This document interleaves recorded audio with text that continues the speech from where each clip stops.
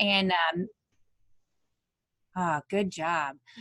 Megan Nelson, as you've heard her throughout this evening here so far, she is our newest hire through the Extension service here at UW-Madison and Division of Extension. Megan is our livestock team program manager. And so with her assistance and help, we resurrected what was the old sheep ETN that Dr. Dave Thomas, our sheep specialist who's been retired now, we decided that it would be a great idea to bring this type of distance education back for our sheep producers here in Wisconsin. So Megan, along with myself, and then Todd Taylor, our UW sheep shepherd, sheep unit shepherd, who needs no introduction. He, of course, was heavily involved in this, and we're grateful in helping with the planning. And then Jean Schriefer, who is a sheep producer, as well as the Iowa County Agricultural Agent or Educator. Did I get the formal new name right? Yeah. Okay. So Gene, of course, with his many years of background and certainly his experience in grazing in that area of interest, we're looking to put together some really great opportunities for you all in the small ruminant area this winter. So I guess what I can just give you from from a courtesy standpoint, as Megan kind of shared, certainly please mute your mics, and if you don't want to be seen on your video, that's fine too. And then if you've got questions as we go through the procedure here with Dan and the information, feel free to run it through the chat and we'll kind of manage that for him. We're just looking at the poll questions. Don't forget to answer them. There's 9 questions, and it looks like we're getting a few of those answered. Megan, is that available as the presentation goes, or should we give them a few more minutes to just kind of answer them? Yeah, we can give everyone a few minutes, and then I can end the poll in a little bit here. So that'll stay on your screen until either you answer all of the questions or I end the poll. Okay, that would be great. So yeah, we're getting some great feedback from the chat. Yeah, if you all want to just throw in where you're from, that would be great too. We've got somebody from South Africa and Vermont. So yeah, if you want to state where you're calling in from or zooming in, like we always like to call it, feel free to throw those out there. And then again, please fill out the polling questions here. We'll give you a few little minutes to do that. We've got about 44% of you that have done that. If you could get that done, that would really help us out as we continue our education in this area moving forward. So I'll hush it for a little bit and let you complete that.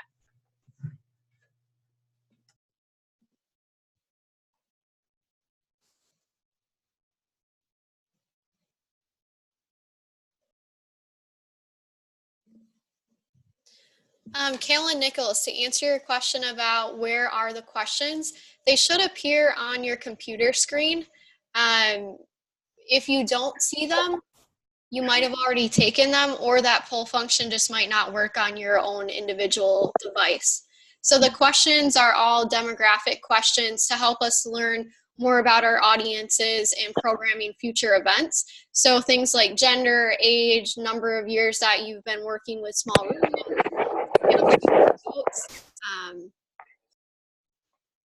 where you're from, questions like that.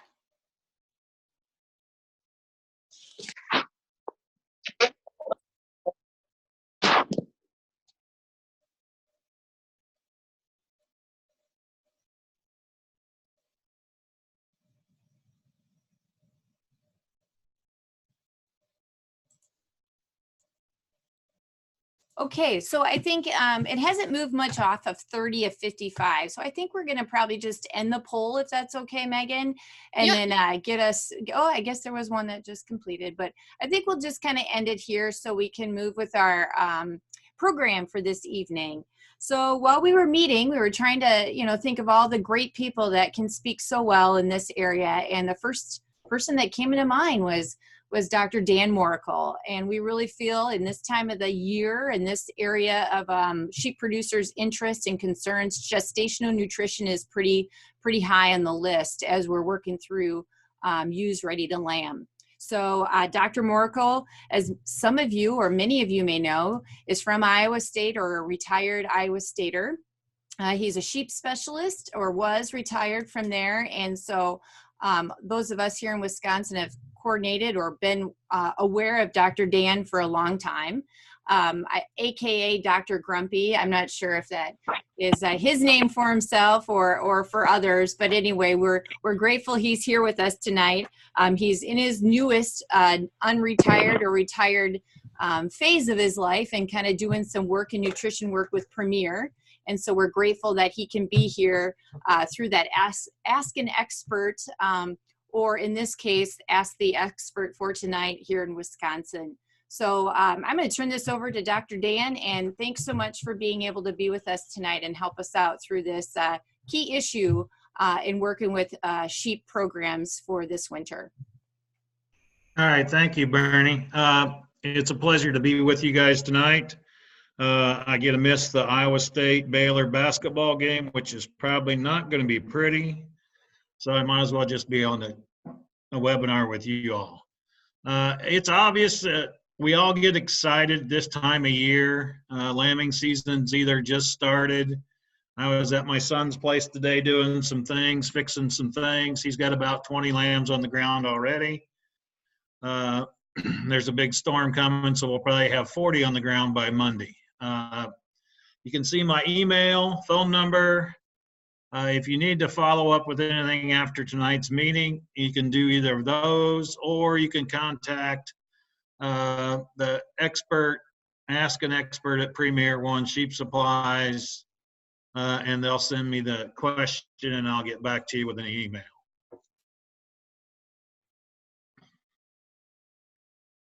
All right, let's see if we can get this baby to move.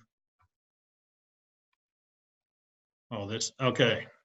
Relative to my credentials, I was born in Indiana.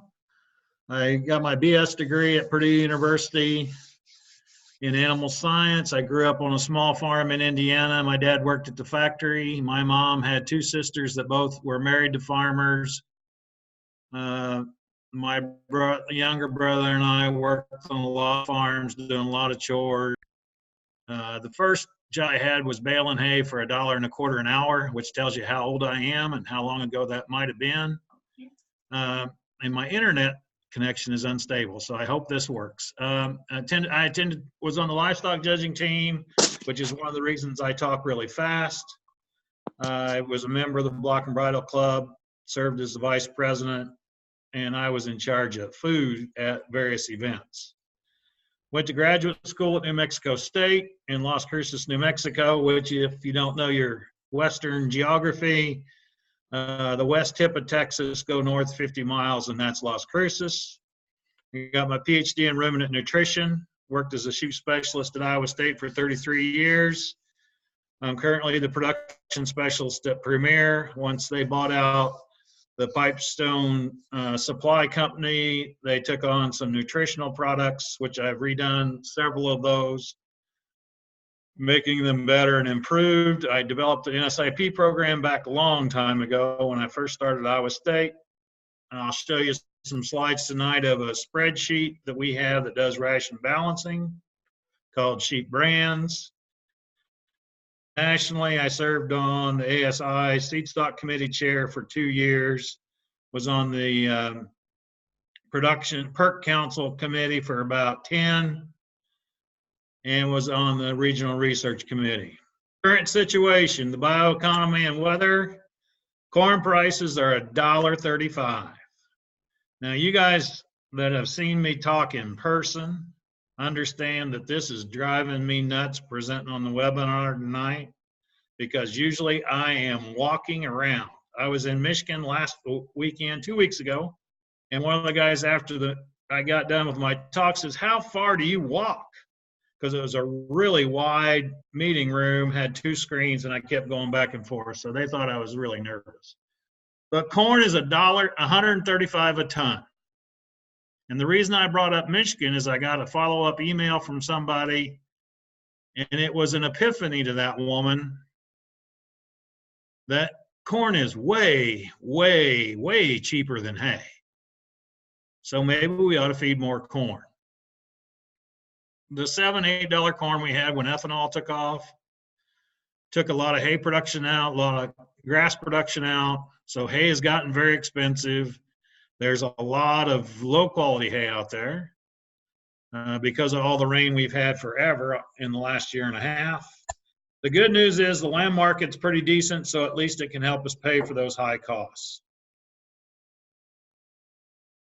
I'm going to cover condition scoring, alternative feeds, best management practices for late gestation, and feed waste, which there's a good example. Feed waste in this big round bale. That's a set of ewe lambs at the sheep teaching farm on campus, and they're probably wasting about a third of that at least.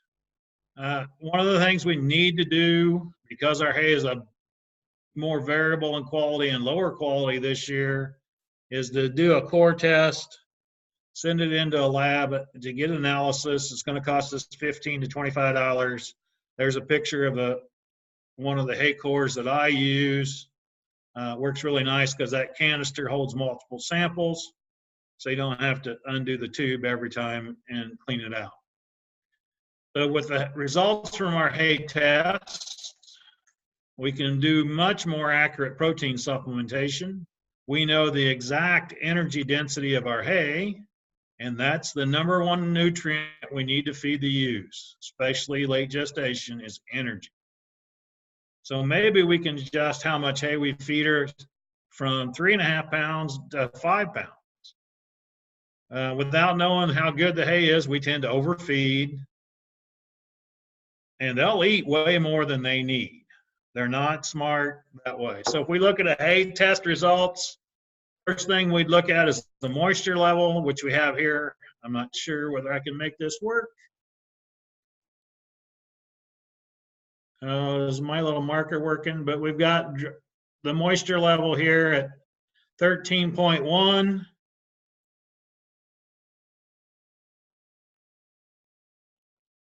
And so it's a relatively dry hay. 86% dry matter. So if we were buying that hay, it'd be a pretty good deal. Lots of hay samples will run 18, 19, 20% moisture. That we bale at about that level, and then it dries out some during storage. This particular hay sample is small squares of alfalfa second cutting. And I would say they are mistaken on alfalfa if it's only 13.9% crude protein. I would have expected it to be 18 or above. So again, our protein's way lower than we expected. So we'd have to supplement more. As we adjust for moisture, so what the sheep gets, 12%. We've got ADF and NDF, which are tell us how digestible that feed might be. Neutral detergent fiber digestibility over 24 hours, we can see how much it digests versus 240 hours, which would be 10 days. Most of the hay that a sheep eats passes through their system in about 48 hours.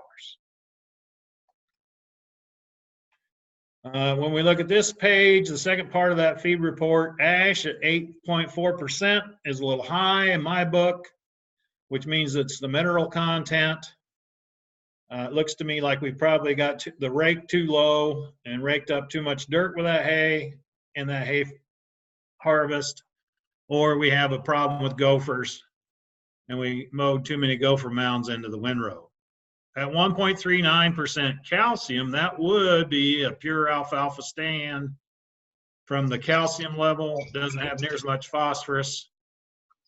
Potassium's way high at 215, which can create some problems for us. This next slide shows you that variability in hay nutrient values. This is a set of about 300 hay samples we collected in Iowa in 1994. First cutting grass hay was 11.6% crude protein, but it was from 6 to 20% crude protein. TDN, total digestible nutrients, 55.7, but it ranged from 47 to 67. So we have a big variation in protein, a big variation in energy. The other grass hays, second and third cutting, way higher in protein and way higher in energy. There's less fiber there. They're more digestible. It's more a vegetative plant. So second, third cutting grass hay is way more energy dense. Our mixed grass hays, alfalfa and grasses, or alfalfa and our clovers and grasses, because they got legume in them, they're higher in protein, but basically the same level of energy. Straight legumes, again, more protein, but about the same level of energy. Again, lots of variation. For example, first cutting alfalfa hay from 48 to 69. That's 69% legume hay was probably cut the 15th of May. Very early harvest, very low fiber. So it's highly digestible. Corn is our cheapest feed, period. $3.75 a bushel equates to $135 a ton. I had a client call me this morning, was getting in grass hay, small squares. I think they were coming out of South Dakota. I'm sure they were wire tied because they weigh 110 pounds. $200 a ton delivered, which I thought was a pretty good buy, but it's still way more expensive than corn. The other thing about corn is I don't ever see ewes turn their nose up at corn. There is no waste unless they knock you down on your way to the feeder and it gets knocked in the manure. Higher energy density, it's 77% TDN versus 55 on hay. So there's about 50% more energy in a pound of corn. And I use corn as my standard of which to base other feedstuffs and buy them on an energy basis. So if we think about corn at $3.75, that's 6.7 cents a pound. Divide that by 0.77, gets us up to about 9 cents a pound for every pound of TDN. To make my math really easy, 50% TDN hay on an as-fed basis, that equals then 1,000 pounds of TDN, or 87 per ton is what we can give for that hay. Now that assumes we don't waste any of that hay.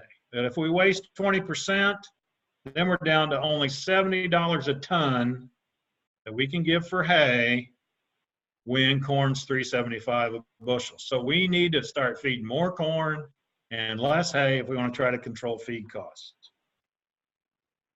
Old style feeders. You can look these up in the Midwest Plan Service. The ideal design was and thought was to use reach in, reach down, eat the hay more like grazing. They won't waste very much, but they do. So we need to use better feeders.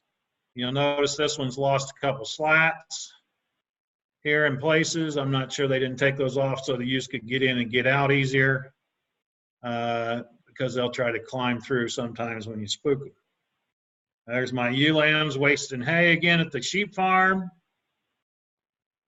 If we want to make our hay last, if it's stored outside, cover it with a tarp.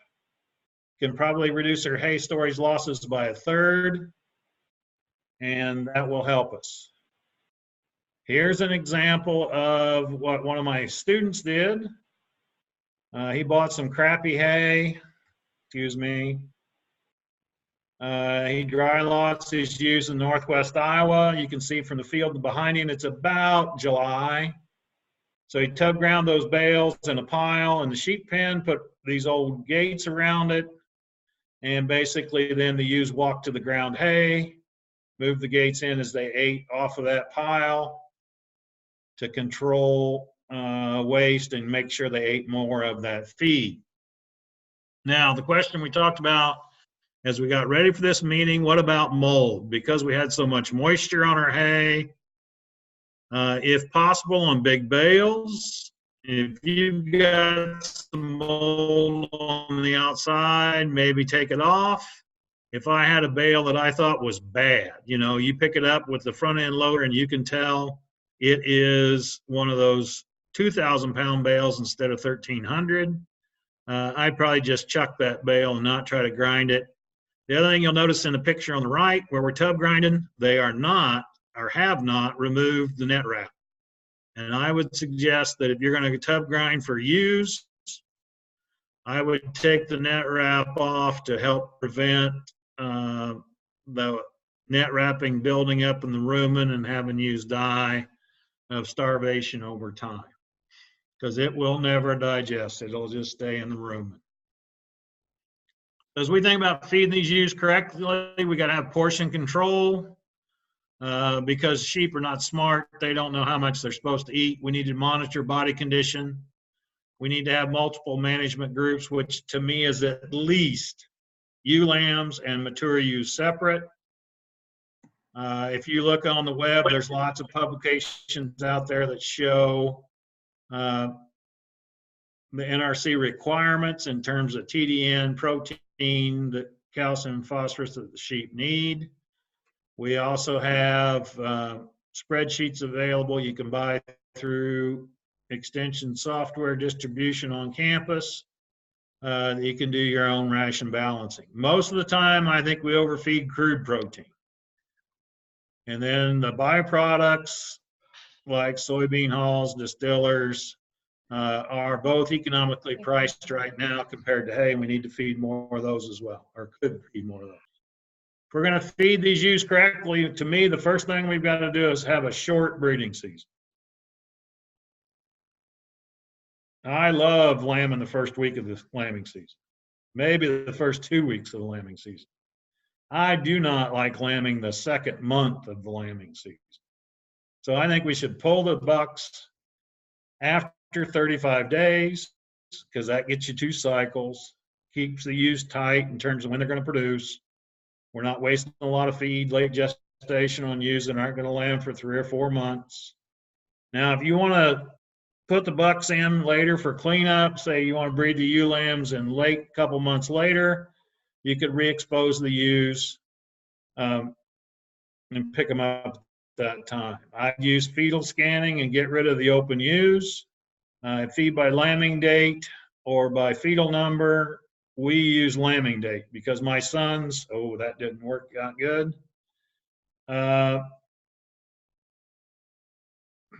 We'll get there eventually. My son's lambing barn is not big enough to hold all the sheep at once. Oh, I know what I did. Okay. Sorry about that. So he can only move about 20 ewes at a time up to the drop pen.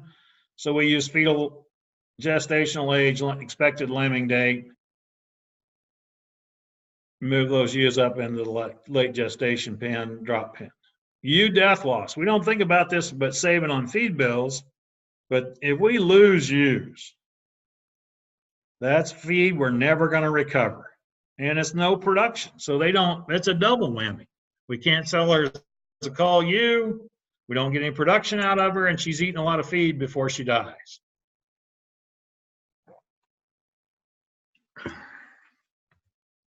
Okay, this next slide shows you an example from our sheep brands. This particular ration, if we go, can you guys see the cursor when I'm moving it? I can see it. Yep. Can you see it? Okay. So we got 4 pounds of hay, 1.5 pounds cracked corn, a little trace mineral salt, a little AD&E, and some vitamin E. That ration's about 40 cents a day. You guys are hiding. Oh, come on. I had trouble with this when I was in Michigan. My thumb is way too heavy.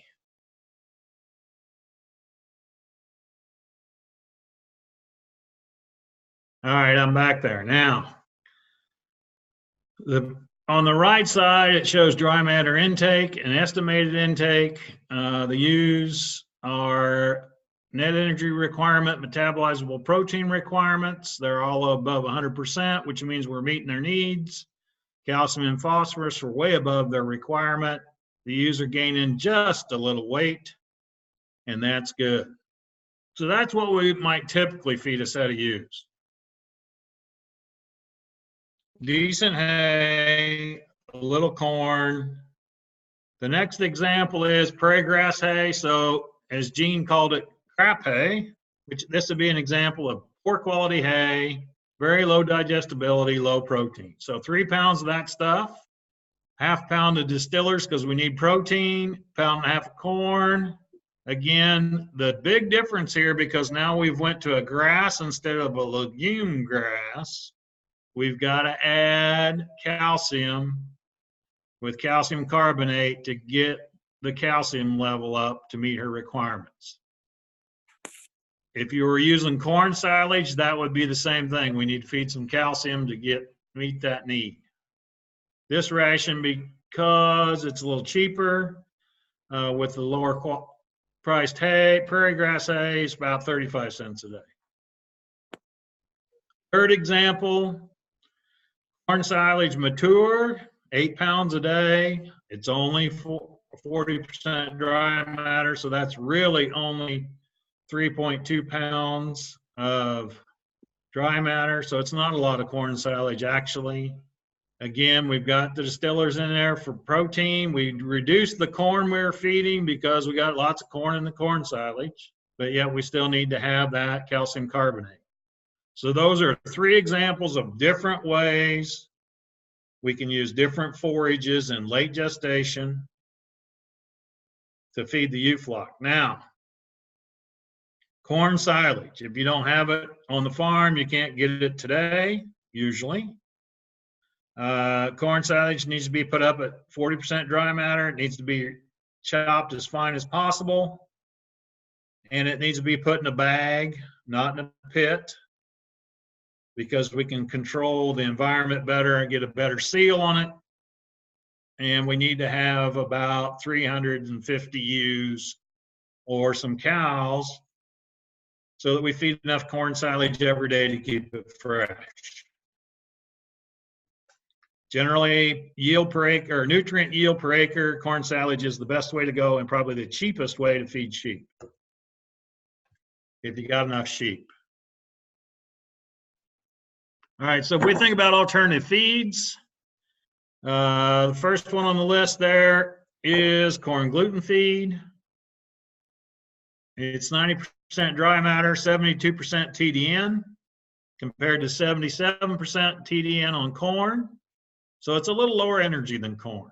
Obviously, corn gluten feed is made or comes as a byproduct from the corn sweetener industry.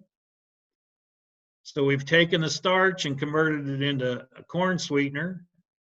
So we've reduced the energy because there's just not as much starch there. We do have more crude protein because we've taken all the starch out. There's more calcium and there's way, way more phosphorus. Dry distillers grains comes to us from the ethanol industry. 80% TDN, it's more energy, even though we took the starch out. That's because we've concentrated the fat. It's higher in protein at 27%. And it's, again, high in calcium, high in phosphorus, or higher because we've concentrated. Soy hulls, my favorite sheep feed. I really like soy hulls in the fact that there's virtually no starch in them. They are all digestible fiber. On an as-fed basis, they're about 70% TDN, so they're about 90% the energy of corn, 10.5% crude protein. More importantly, for those of you feeding your rams, your stud ram battery, the calcium phosphorus ratio is about 2 to 1, so we don't have to worry about calculi in our males with soy hulls. Whereas corn gluten feed, distillers grains, corn, when those are in the ration, we've got to make sure we balance for calcium phosphorus by adding extra limestone to that ration. Corn is only 6.5% crude protein. It's really funny to watch me point at 6.5% with my pen as my pointer that you could not see. And sometimes I try to tell jokes. You guys got to laugh once in a while if you're going to help me out, Megan. All right, so those are all products that we can use. Distillers grains and corn and gluten feed are not the same.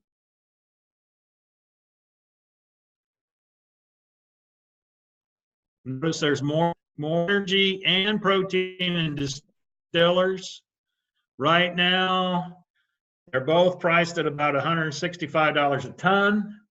You might have to pay a little markup on that, but again, they're still cheaper than hay. And so basically corn gluten feeds like oats on energy basis and alfalfa hay on a protein basis.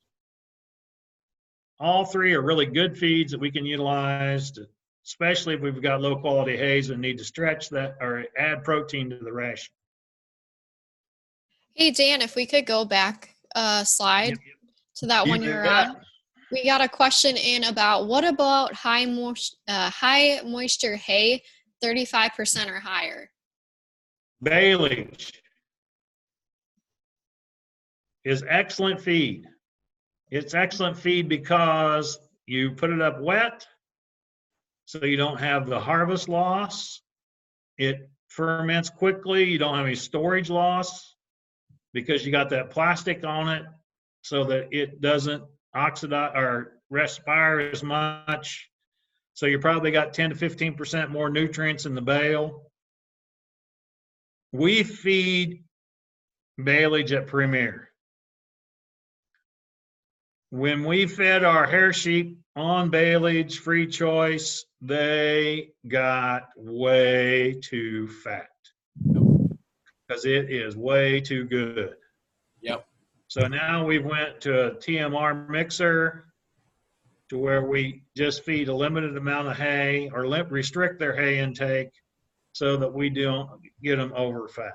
So it's good feed as long as you got a way to control intake, not to get too fat, which could be letting them have access every other day or letting them have only access for an hour a day on the bale. If you're going to do that system, obviously you got to have lots of bale rings out so everybody can eat at once.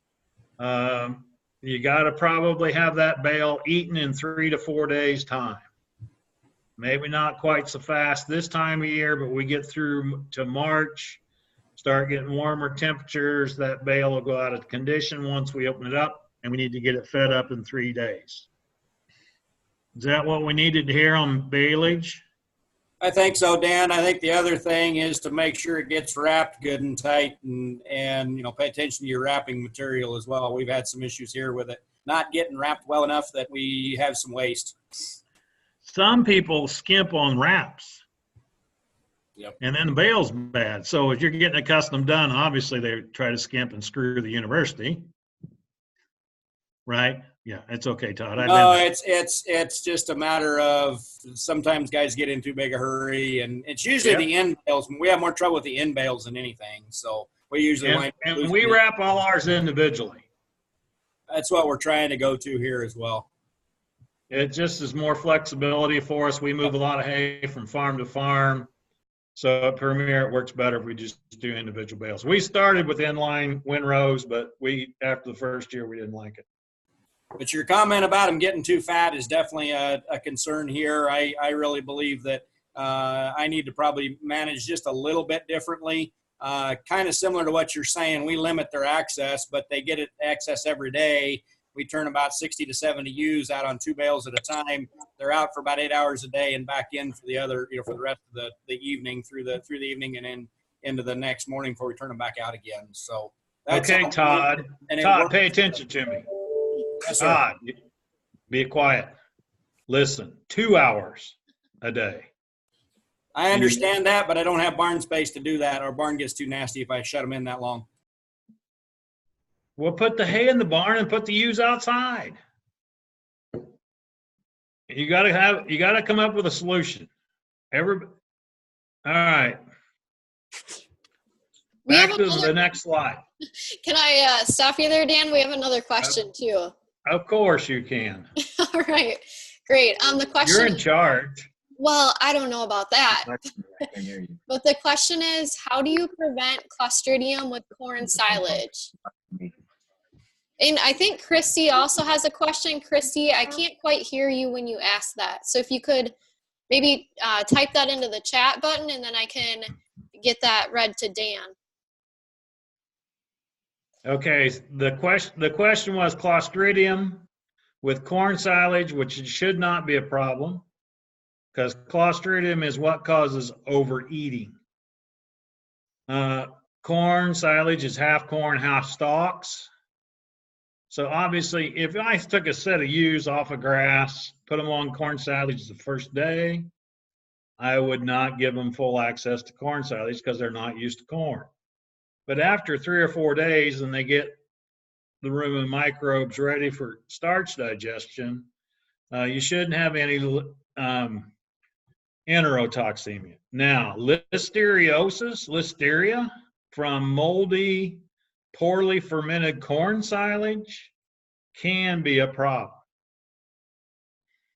The 2 cases of bad listeria I have seen, one case was a gentleman was using a bucket front end loader to lift the corn stalk bales up into the tub grinder.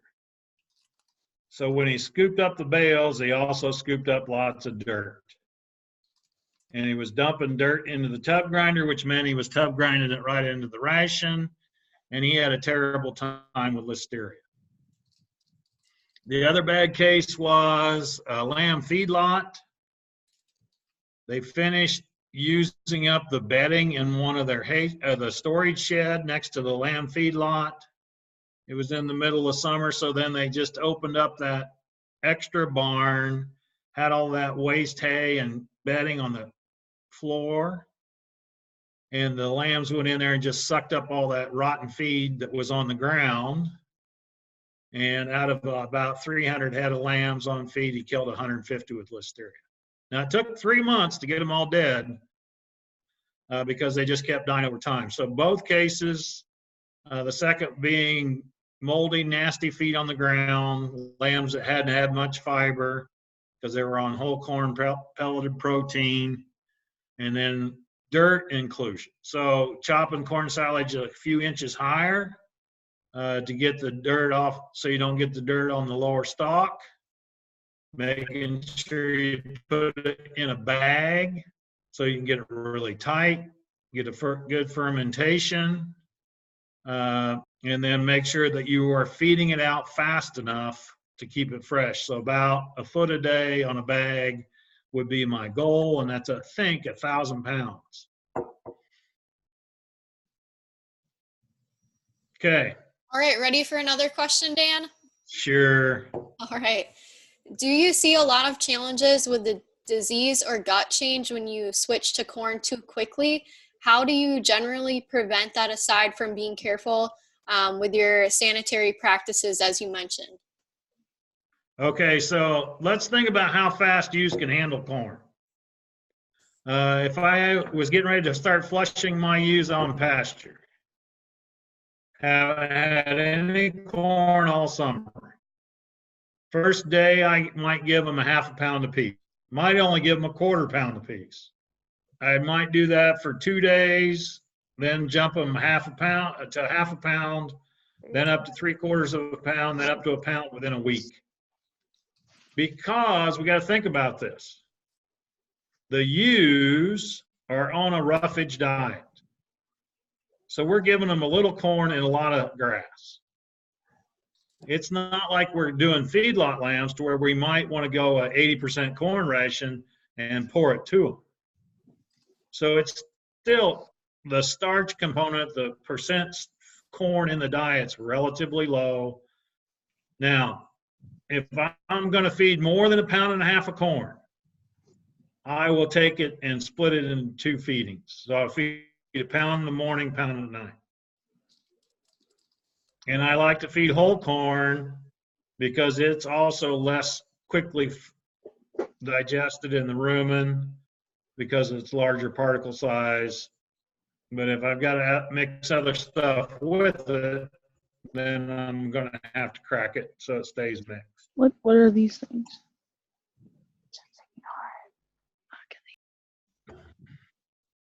Any more? That looks like all I've gotten so far, Dan. All right, awesome. All right, so we think about concerns with distillers. Some plants are pulling fat out, some are not. So it's going to be 6 to 10% fat. Excessive fat in the ration can limit fiber digestion. I probably wouldn't want to go more than 4% fat added. So a 10% fat distillers, I can go almost a third of the ration before I get too much fat. Sulfur in the distillers is high because we use sulfuric acid in the ethanol process. Too much sulfur can tie up selenium absorption. So you could see some, and we have had some flocks that were feeding heavy levels of distillers because it was cheap, and saw some white muscle in the baby lambs. The other thing about the high sulfur level is it can create problems with polio or thiamine deficiency. And so we need to try to keep the sulfur level down below 0.4%. And then obviously if we're feeding wet distillers products, we got a shelf life issue of about 6 to 10 days. Right now we probably got 10 days. The summer we're probably looking at 6. So again, if you're getting a semi-load of wet distillers, you better have a lot of cattle to feed along with your sheep flock to justify using wet distillers. Relative to soybean hulls, they are extremely safe from an energy, starch, acidosis, rumen health perspective. They are not necessarily safe in that the ewes love them. They will bolt them down, and you will have ewes choke on soy hulls. Now, I have never killed one with soy hull. That may only be because I don't have that many ewes that I've been feeding. Friends, one of my students has killed a few, but just a few. The soy hulls are cheap enough that it probably still pays. You can use them with corn, or you could use them with DDGs, like for example, the Pipestone group. They're putting ewes during lactation on a ration of dry distillers and soy hulls and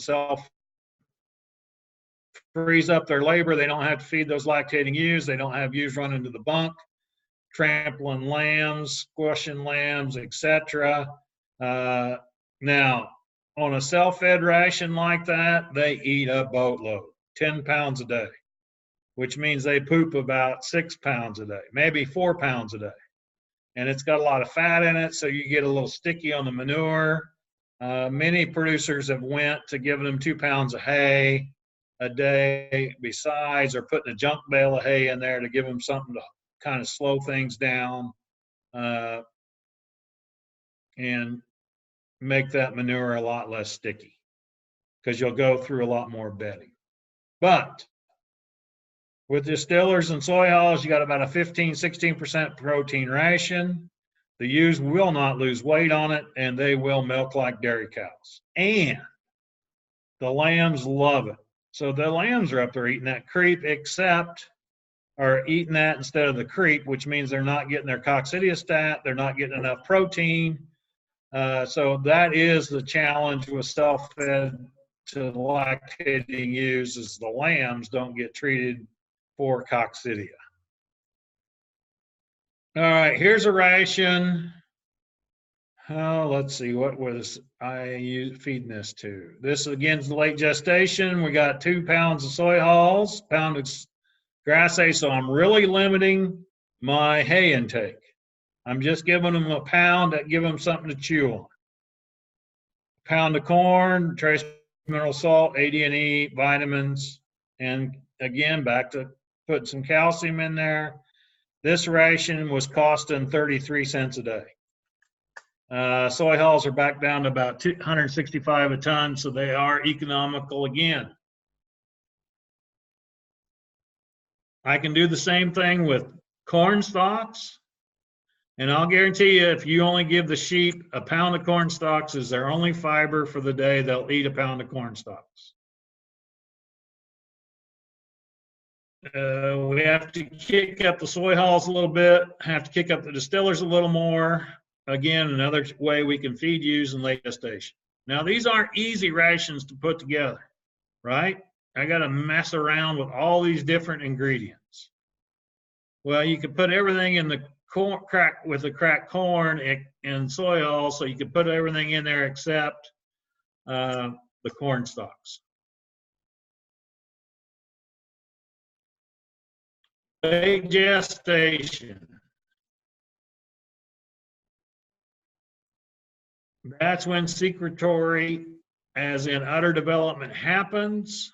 The larger the placenta on that ewe has, the more placental lactogen she produces. Generally, if she's got multiples in her, she has a heavier placenta, bigger placenta, so she is being programmed to feed 2 or 3 lambs. So we gotta give them enough such that we have udder development is really good at lambing time. Now, you can have ewes in great body condition, well-fed, right protein, right minerals, and everything else. You have some ewes come in that have really small udders. Generally, those are ewes that probably are 6, 8, 10 days early.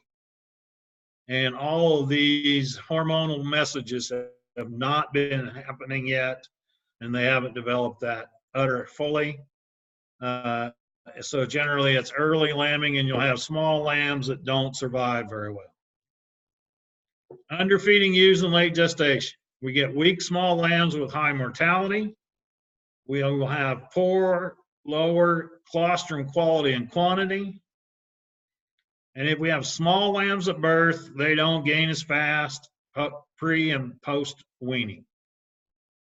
If the ewes are thin, then they don't milk as well. Probably reduces milk yield by 10–15% if they're under conditioned at lambing time.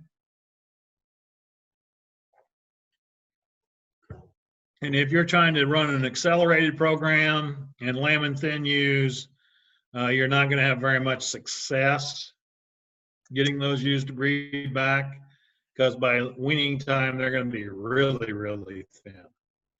And also, if you have better late gestation nutrition, we get more secondary follicles produced, so we can grow more wool on those replacement ewe lambs. You overfeed. You know, we give them 4 pounds of corn. Dan said corn's cheap. I'm going to feed lots of corn. I'm going to get them ready to go. Well, you can get them too fat. And basically, when you overfeed, you know, if your ewes are all condition score 4 and 5, they've got big globby tailhead fat when Todd shears them. And they got a big flat back on top of them. They're not going to have bigger lambs necessarily, but they are going to cost you a lot more money in terms of feed bill. And there is an upper limit on birth weight. It's not the same in sheep as it is in cattle. The ewes tend to modify the birth weight. So here's some other simple late gestation rations. 175-pound ewe. So basically a kind of a polypay type. This hay is 13.5% or 13.9 crude protein, 56% TDN. So a brome alfalfa hay, you have a single, I give her 4 pounds of hay and 1 pound of corn. And I hope she has a 13-pound single. If she's scanned with twins, I'm targeting 11.5-pound twins, 4 pounds of hay, 1.5 pounds of corn. So it doesn't take a lot more corn for twins compared to a single. 9.5-pound triplets. I'll give her 3 pounds of hay because she's got a space problem. She can't eat all that hay, but I'll kick her corn up to 2.5 pounds. And I might, well, probably wouldn't in late gestation, but lactation, I give her some soybean meal. And with that, I provide a trace mineral salt and vitamin E. And I want to try to get vitamin E in these ewes in late gestation. For ewe lambs, I feed them a little different than most. Brome alfalfa hay again. If she's going to have a single, I want to give her 2 pounds of hay and 1.5 pounds of corn. If she's got twins in her, I'll give her 1.75 pounds of hay and 2.25 corn. So I try to feed a diet that's almost 50-50 hay corn to my ewe lambs, trying to minimize vaginal prolapses, because they've got a space problem. And they can eat corn, they just can't eat a lot of hay. Dan, All right, we had a couple questions come in. Awesome. All right. So the first question is, if the ewes are thin before lambing, can we catch the ewes up by feeding better? If they're thin at lambing, you cannot catch them up. If they're thin before Okay. lambing. Okay. So let's say they've been running on corn stalks. You bring them in 6 weeks ahead of lambing. You shear them off. And you go, oh, those ewes are in bad shape. Can I catch them up? Yes. So I might give them a half a pound or a pound more corn than I would think about, than I normally would give them. 3 weeks, and you'll get them pretty well caught up. All right. And I do it quick rather than later. Because if you pour that corn to them right at the end, you may accelerate birth weights and get birth weights a little bigger than you want. Great. Thanks, Dan. Another question is, does one need to worry about overfeeding ewes? Does it cause lambs to grow too large to be born naturally? Generally not. Now, obviously, we're worried about the big single. Twins and triplets generally aren't going to get too big. Generally. Now, if you use a terminal sire, and this slide I've got up talks about that, terminal sires will add about a half a pound to a pound on lamb's birth weight. So if you take a polypay ewe, bred to a polypay ram, she might have 12-pound twins. But if I breed her to a Suffolk ram or a Hampshire, she'll probably have 13 and a half pound twins. So what we need to think about in terms of overfeeding, and we got slides coming up to talk about body condition scoring. As long as they're not getting obese, somewhere between a average to plus to fat body condition score. So no gobby fat on them. You can still see a little muscle on them. They don't have that flat top. You can see a little indentation behind her shoulder. So that'd be indications they're not overly fat. Now the problem is, you got 100 ewes. They're not all going to be exactly the same. Some are going to be thin, some are going to be okay, and some are going to be fat. You got to target the group and shoot for the group average. And if you have a few that get over fat, I think you'll save enough more lambs by improved birth weights and more milk production that'll pay for that one or two that might have a big single. All right, so. Is that the same for goats as well, Dan? That same thought process on overfeeding ewes? I don't think it's as, I actually have no idea. How's that for the true answer? That's great. So we did also get another question in too. What about vitamin A and D, especially in winter when animals are on hay? Okay, good question. Actually, it's a great question. Vitamin A. If the sheep have been on pasture in the summertime, green grass, they store a lot of vitamin A in the liver. Books say they can store 6 months supply. So basically, you should be able to go from the middle of September for 6 months. So that gets her to mid-March before she theoretically needs vitamin A. If your hay has green color to it, there's lots of vitamin A in hay. If your corn is yellow, which it all is in Iowa and Wisconsin, that means it's got chlorophyll in it. It's got vitamin A in the corn. So vitamin A is generally not a problem. Now, vitamin D comes from sunshine. Lately, we haven't seen much because it's been damn cloudy every day. But hay has lots of vitamin D in it as well. Generally, we do not worry about vitamin D. But I don't worry about it. Vitamin A, vitamin D are both cheap, so it doesn't hurt to feed some. If you look at some of the feed tags, vitamin A is so cheap that they'll put 10 times more than they need to in the mix and then try to convince you it's really good because it's got 12 to 15 million units of A instead of 1 to 2 million.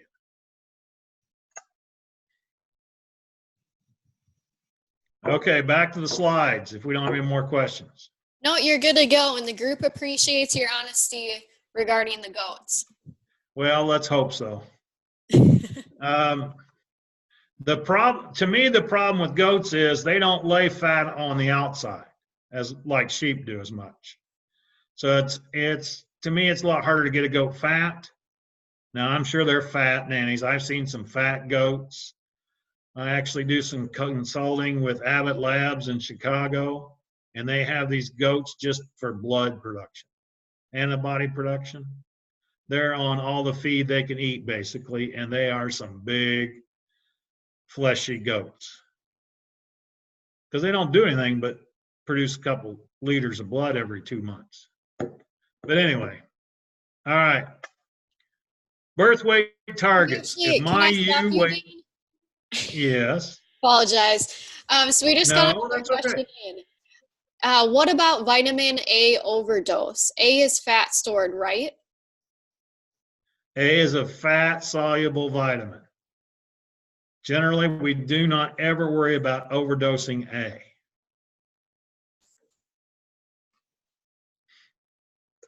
All right, great. Thank you.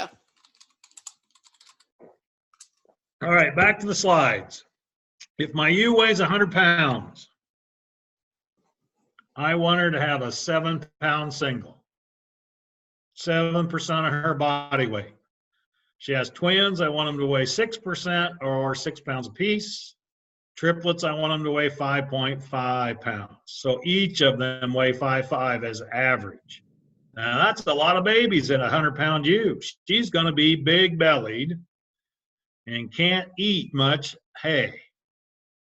150-pound ewe, I want 10.5-pound singles. Whoops, 9-pound twins.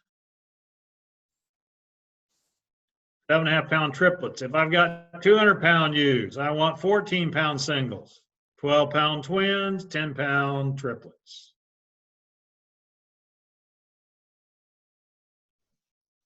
I'd rather overfeed the ewes and get more of these 10-pound triplets that can survive and maybe once in a while get a 15 or 16-pound twin or single that I have to pull. Because if they don't have adequate birth weight, they don't handle cold stress. They don't grow as fast. They don't live as well. So as you lamb your ewes this year, get some birth weights. See where your flock's at. And you go, I don't know what my ewes weigh. But you take ewes to the sale barn every year. And they weigh those ewes at the sale barn every year. Look at the weigh sheet on when you get your check. Did you sell 10 ewes and they weighed 1,500 pounds? Well, that's 150 pounds apiece. Now, if those ewes were skin and bones because you just weaned them, they probably should weigh another 10% more, 165, to get an extra body condition. So if you took a bunch of open ewes after you scanned and they weren't bred, they might be condition score 4s and weigh 200 pounds.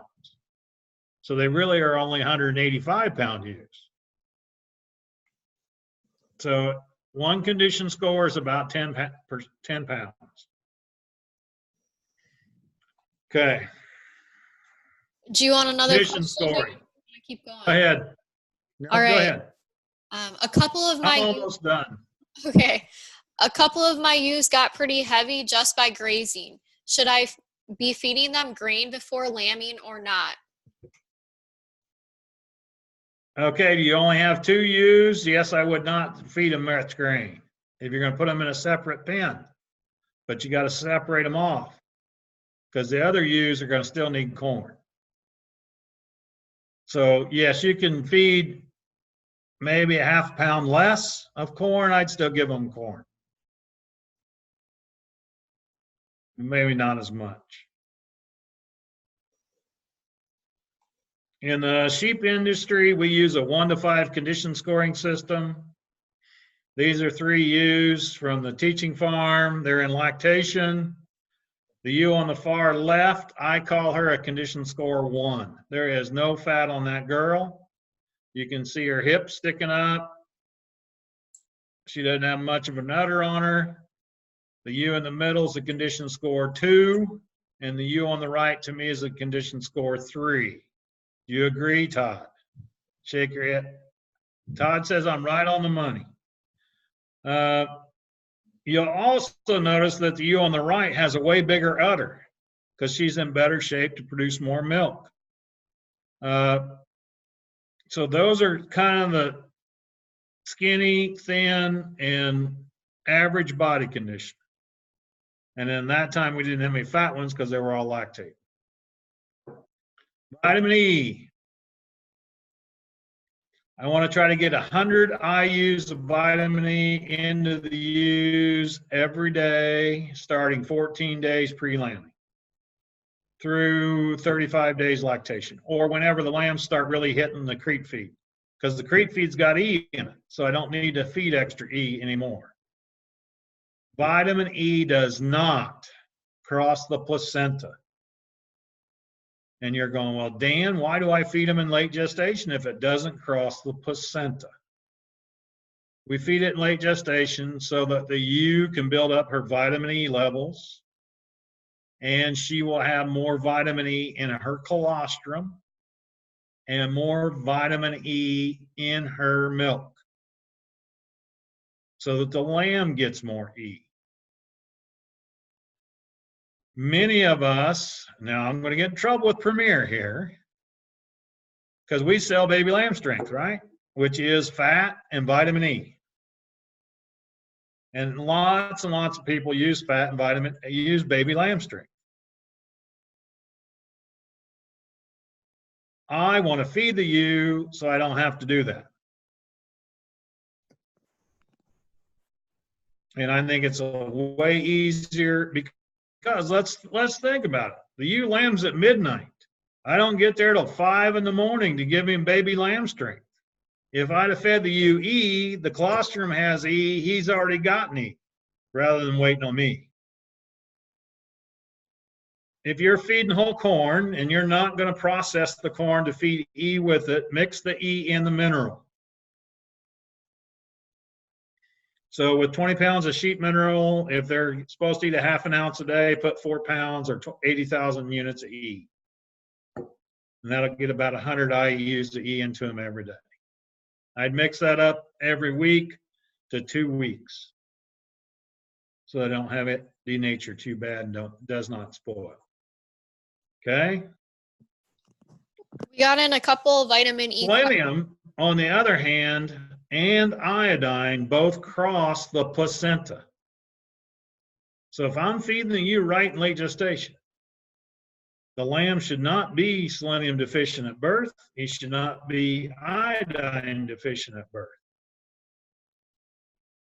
The old days, we used to always give shots of BOSI, which is basically selenium and vitamin E, injectable. Well, FDA allowed us to feed more selenium. So if you're using a high selenium mineral, then you don't need to give BOSI anymore either. Okay, go ahead, Meg. So we got 3 questions in about vitamin E. The first one is, will vitamin E be as much needed in South Africa as well, or is it just in the States with colder, harsher winters? It's needed anytime they're in dry lot.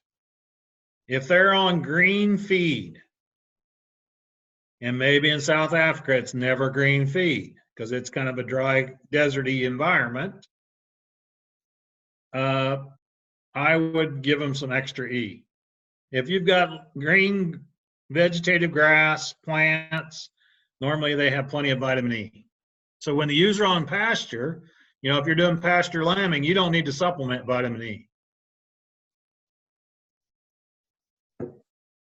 All right, next question is how much vitamin E for Nigerian dwarf doe?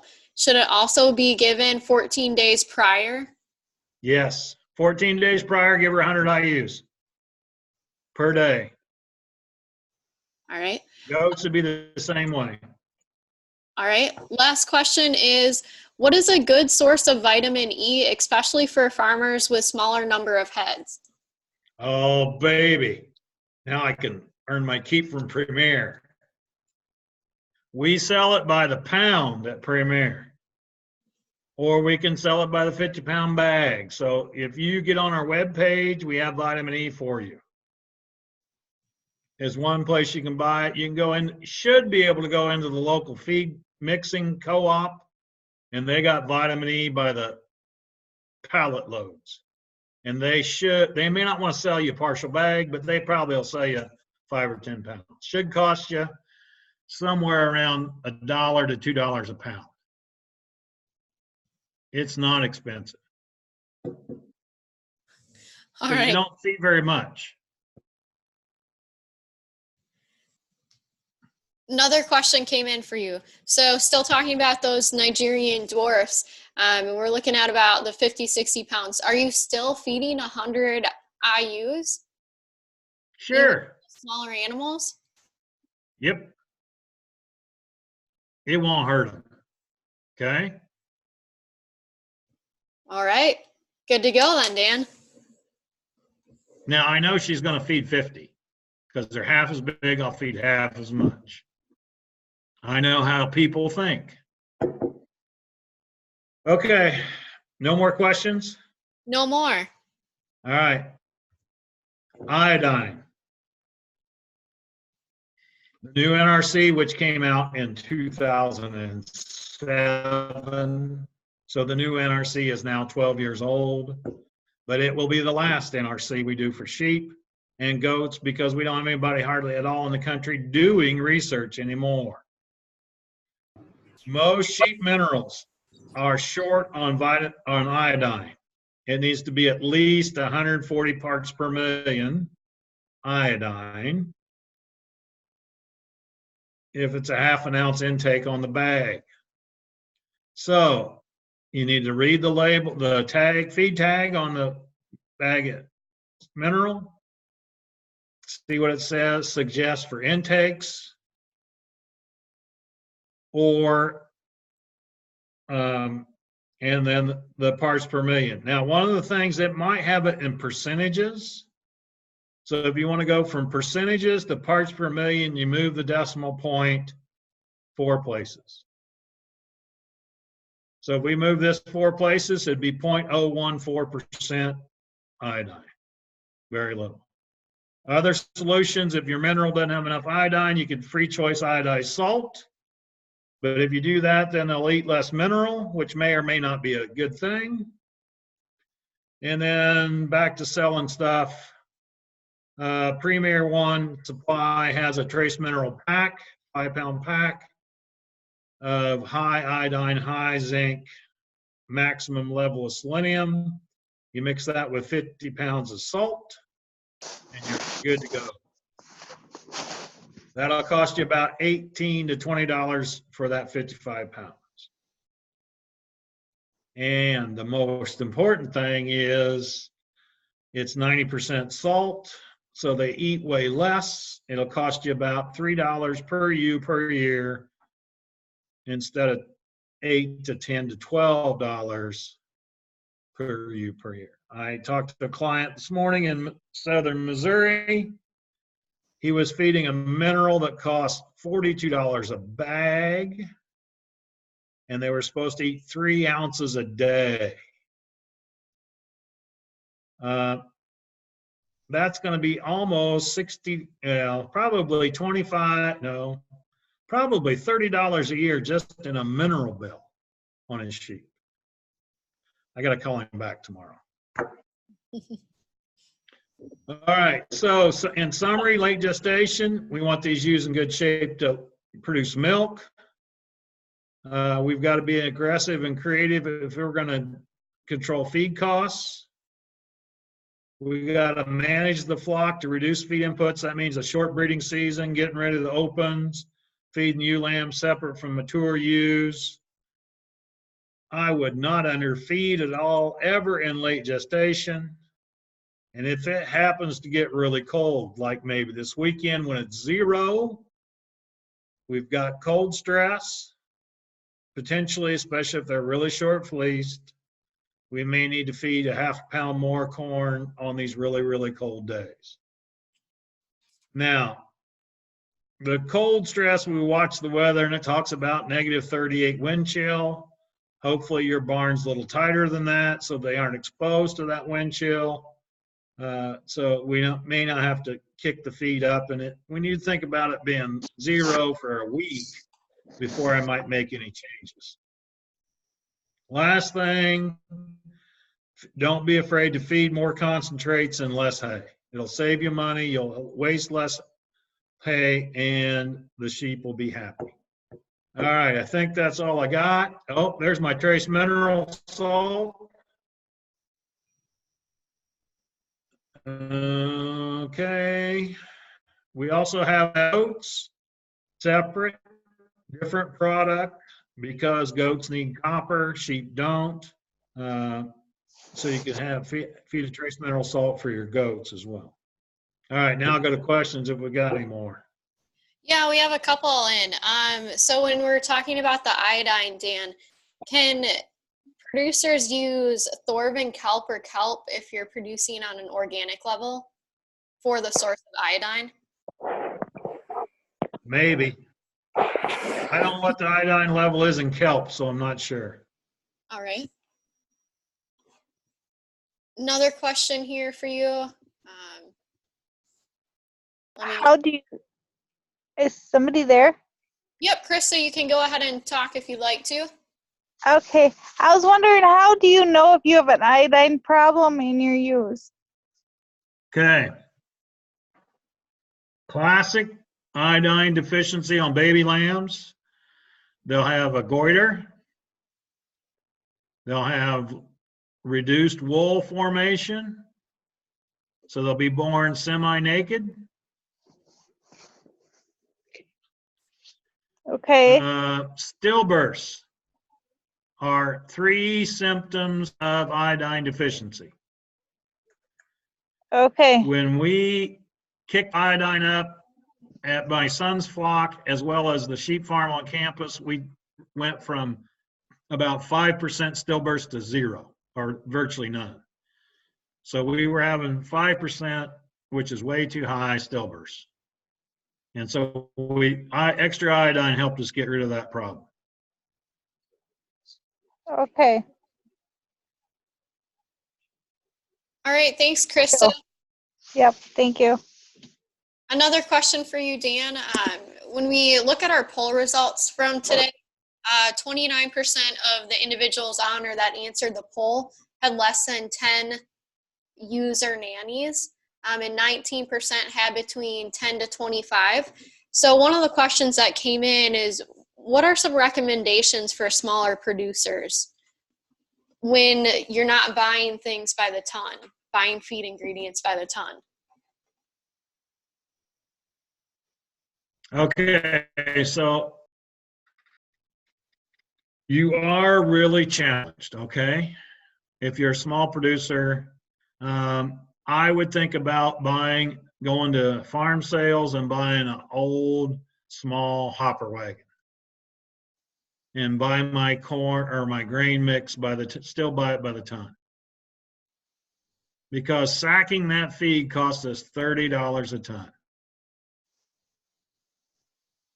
Now, secondly, this is the most important thing we can do with small flocks. Small flocks of goats, small flocks of sheep. We can control feed waste.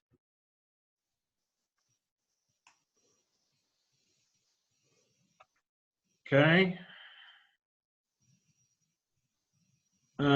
Premier has some really unique design feeders that will cut hay waste to 10%.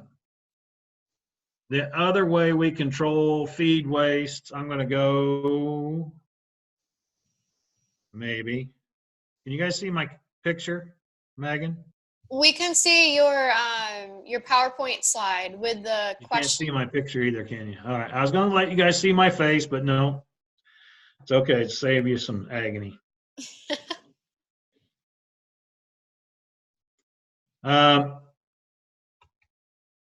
So good feeders.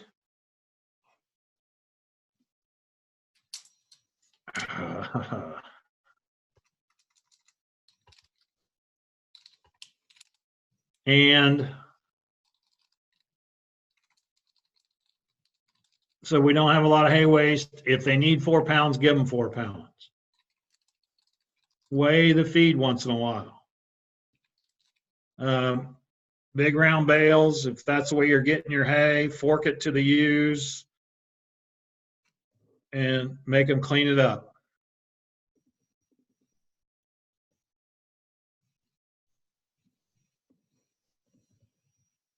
I think, as an example, I should be able to buy soy hulls at $160 a ton. Whereas if I go to Tyson's and buy goat mix or sheep mix, grain mix, I'm probably going to pay $500 a ton, 3 times as much almost. So there are things we can do. Yes, the mills don't want to mix up small batches.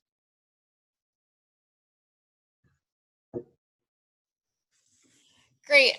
Dan, we have about 3 or 4 more questions here, so I'll quickly go through them for you. All right. One producer has access to whole-shelled corn and canola meal pellets. This producer's hay sources are marginal but plentiful. How much of each corn and alfalfa meal or canola meal pellets, can this producer feed? You can go up to 50-50, half concentrate, half hay. So 2 pounds of hay, 2 pounds of corn canola. I think canola meal's around 30% crude protein, but I'm not sure off the top of my head. So I would go like 75% corn, 25% canola. All right, good deal. Another question is on a human health train of thought. People are always supposed to stop taking vitamin E, NSAIDs, and any antiplatelet meds before surgery. So with that train of thought, is there a concern about postpartum bleeding with high levels of vitamin E right before lambing? I have not had anyone that I've suggested feed high E levels to that has seen a problem in sheep on the high E.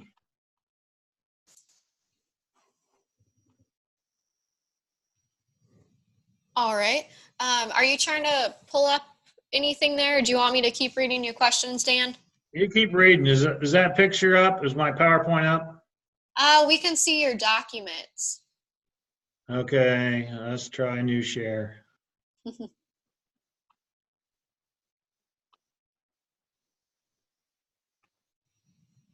Is it up now? No, there we see it. Yep, we see a picture here.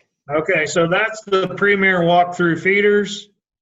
It's got those 4x4 mesh bars in there so they can't pull a big slug of hay out. They just got to nibble through the bars. Drastically reduce your hay waste. Okay, go ahead. Sorry. All right, no, totally fine. Is loose wool in bread ewes a sign of mineral deficiency?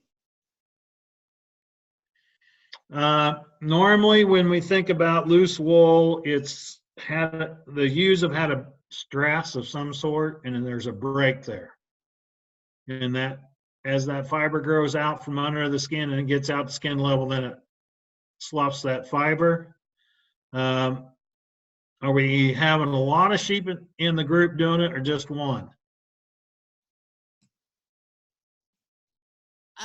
Give me a little minute here for that. Okay, so if I only had 1 or 2 ewes that had it versus the flock, I would not think it's nutritional. But if I've got 20%, 30% of the flock that are doing it, then it might be nutritional. But it could be energy, could be protein, could be a mineral. Zinc could be the most common one for wool fiber quality, strength. All right. The producer says there's just a couple with the loose wool. Okay, I think they got sick and ran a fever, which created the weakness in the fiber. All right. Next question. This producer says we have high protein alfalfa, available, 18 to 22% protein. How much corn should we feed, and what other supplements should we look at in southern Colorado? That's really good feed. You guys can grow better alfalfa than we can in Iowa because it's dry. And I think that you're probably cheating and using irrigation. So you can turn the water off and it's no rained on hay. Probably because it's a little higher quality, you might reduce the corn feeding level a half a pound compared to what I said earlier. So maybe a pound a day instead of a pound and a half. Now, again, it depends on how much alfalfa hay you give them. If you only give them 4 pounds of that hay, it's not that much better. Okay, it's 55 versus 60% TDN maybe. So you're only talking about, on 4 pounds, you're only talking about 0.2 of a pound of TDN. So even though it's way better, it's not way better if you give them the same amount. You give them 6 pounds, as in you're really generous, you really like your sheep, you don't like them to ever beller, then they don't maybe need hardly any corn. So it's the amount you feed plus the quantity, the nutrient density in the feed you have. Great, thanks, Dan. Next question is, and I think you partially answered this already, but can you show us feeders with small waste? That one works.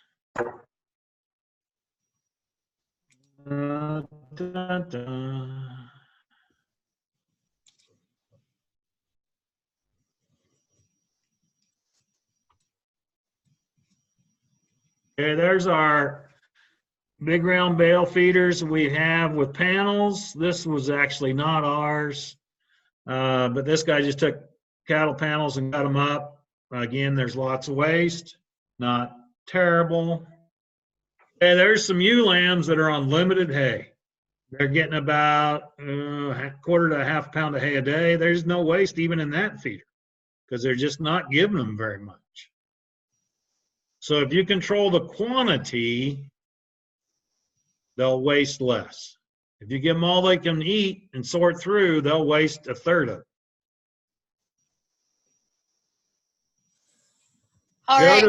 Go to the Premier webpage and look at catalog, look at some of those sheep feeder designs. Great, thanks, Dan. Another question is suggestions for organic management of Nigerians. Okay, when you're into organic, you got to pay more for the feedstuffs.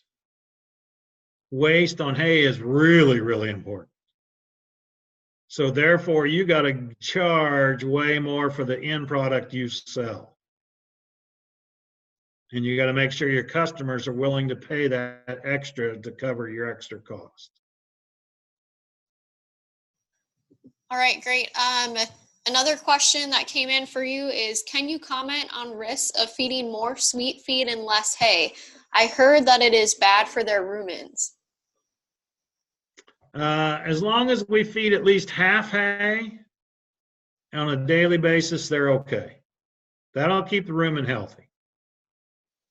Now, if we go to a 90% corn, 10% hay ration, so they're getting like half pound of hay a day, there's going to be some issues.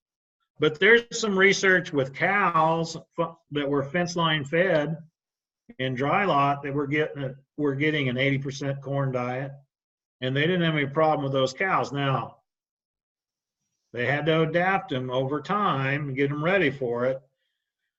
And the cows weren't very happy because when you limit the hay, there's nothing much for them to ruminate on. Their rumen's empty.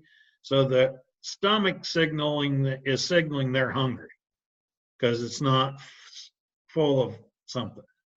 But from a body condition score, they're okay. Just mentally, they're not happy. Dan, can you comment on if you're aware of any ways of feeding once a day versus twice a day? Any of those systems? My son only feeds once a day. He tries to do it well once a day because doing it twice a day was too much. He lives, they've got 90 ewes, 3 children, 8th grade girl playing basketball, 5th grade boy playing basketball. My son coaches the 5th grade basketball team. He works an hour from home, and so he's on the road 2 hours a day.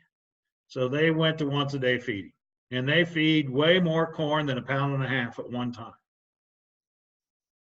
Scares me, but he gets along with it. So. All right, thank you. Another question for you is prolapse caused by genetics or feeding programs, specifically uterine prolapses? Uterine prolapses, I think, are a feed problem, both from too much roughage, but also ewes that are too fat.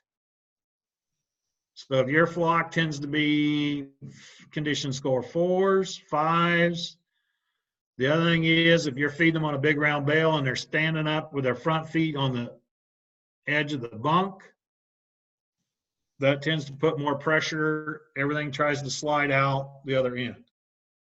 And we had problems at the research farm because our ewes were lambing once a year. We went to accelerated lambing. We started restricting hay feeding so they didn't get as fat, and then we got away from vaginal prolapses. Obviously we got rid of the ones that prolapsed. If a ewe vaginally prolapses, she goes if she survives. I don't keep them around. All right, Dan, what are your thoughts on Milo versus corn? Milo would need to be rolled. It's a little less energy dense, I think. It'll work just as well as corn if you've got it, if it's price competitive. Oats works. Everybody loves to feed oats, but oats is way, way, way, way too expensive. On a per nutrient basis, if we use the math, you can only pay half the price of corn for a bushel of oats. So a bushel of corn at $3.75 means that you can only give $1.87 for a bushel of oats. And you're probably being charged 3 to 4 right now. All right, Dan, we have one more question, and then we're going to turn it over to Bernie to wrap everything up since we're running tight on time here.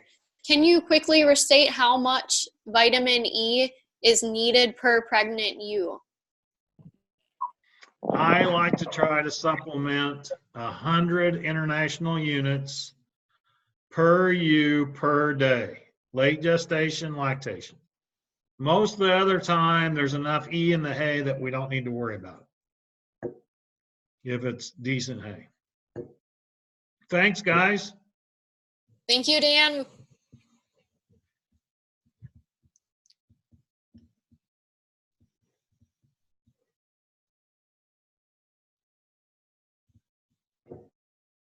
So we're going to turn it back over to Bernie, and she's just going to show you a few of our upcoming events and then a couple other points for you guys, and then we can wrap up for tonight. We really appreciate everyone hopping on tonight. And of course, we appreciate Dan for, speaking and coming on tonight. All right. Well, thanks, Megan. And thanks again, Dr. Dan, for being on this evening. I guess we just wanted to wrap up here with just some upcoming events in the small ruminant area that us folks here in Wisconsin are working on. So to continue with this webinar series, you can see that the first one is the February small ruminant, and we're going to do that based on the topic of health in small ruminants, both goats and sheep. So please join us for that if you can. That'll be February 12th. And you can see the link there, which I think, Megan, is the same link as what we did tonight. Maybe it is a different link. Yep. It is a different one. Okay. So look for our social media posts like we have done, and news releases. We'll get those going out here probably the first part of February.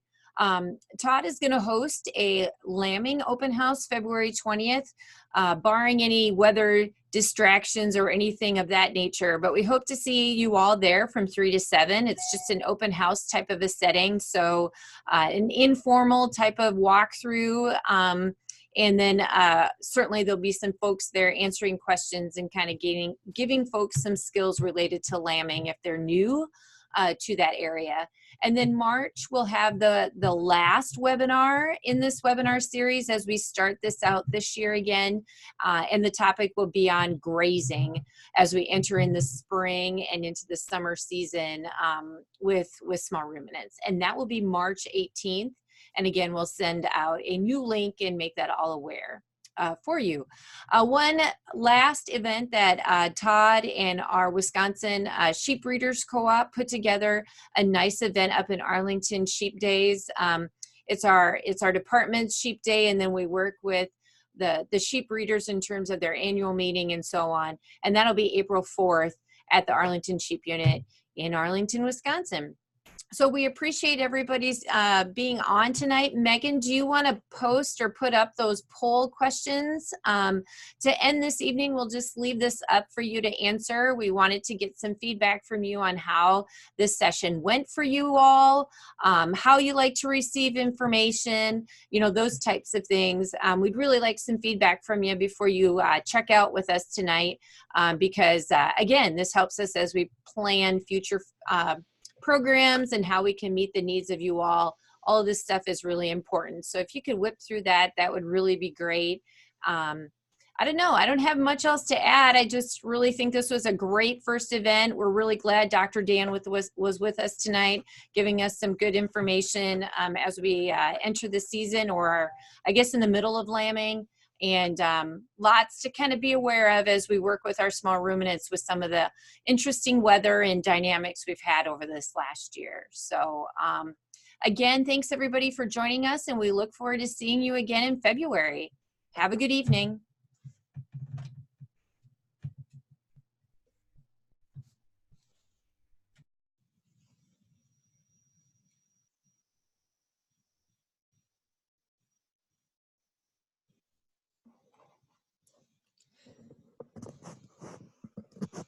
As Pulser, if you put your email address within the chat function, I can add you to the email tree or listserv for the webinars that are coming up.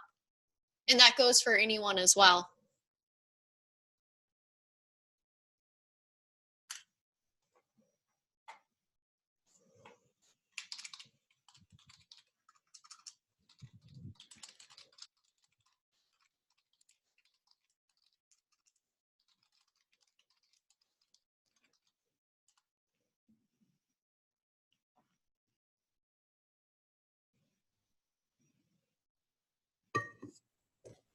Grace, we'll definitely add you to the email listserv as well. Thanks for sending that email.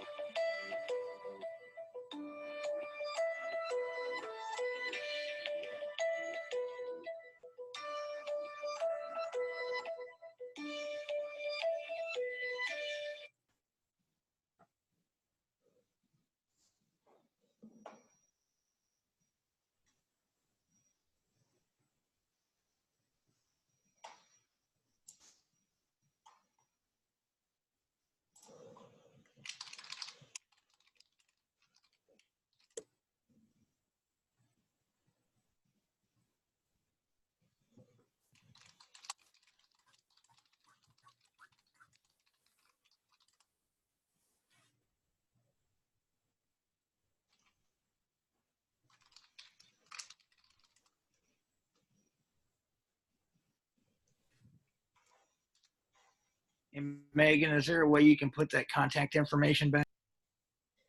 Yeah, definitely. Bernie, do you want to share that information quick?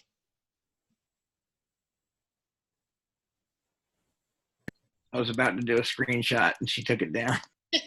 All right, I'll try it. I'm not sure if it'll go away from the poll or not. Here, just tell her. We're working on it. Yep, hang tight. Okay. It just, yeah, somehow the connection just went away. Sorry about that. Oh, no worries. Yeah, and anyone can feel free to reach out to any four of us about suggestions or follow-up questions, anything.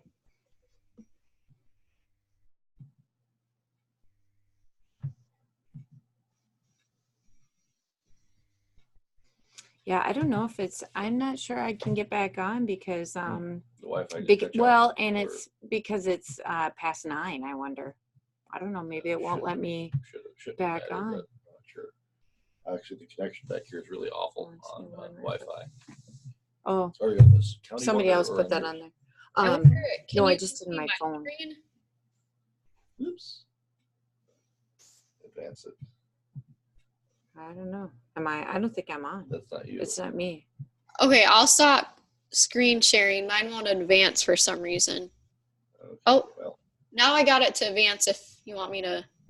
Yeah, go for it. I can't get it to work. There we go. That's what you're looking Perfect. for. Couple, give us a minute. Yeah, definitely.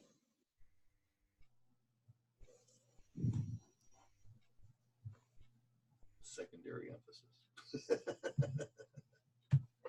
Oops.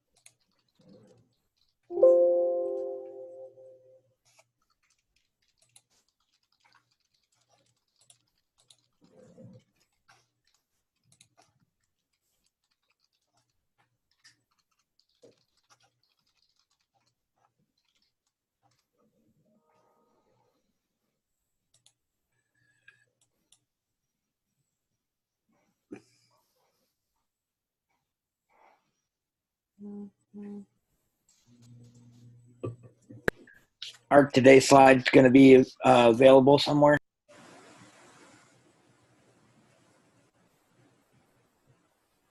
That's a great question. It's not something that we asked Dan, but I can definitely reach out to him and ask. We did record the session today. So once we work with our IT department to get the recording posted, which will take about 1 or 2 days, we can let you know where that recording is. And then at least you would have the video and have the slides. That would be great. Again, it's OTP, OT Pasture at iCloud. iCloud, okay.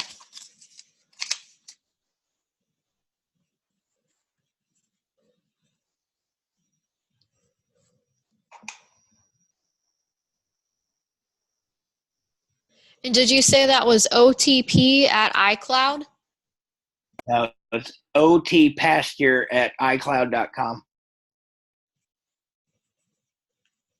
As in out to pasture, OT Pasture. All right, great. Thank you.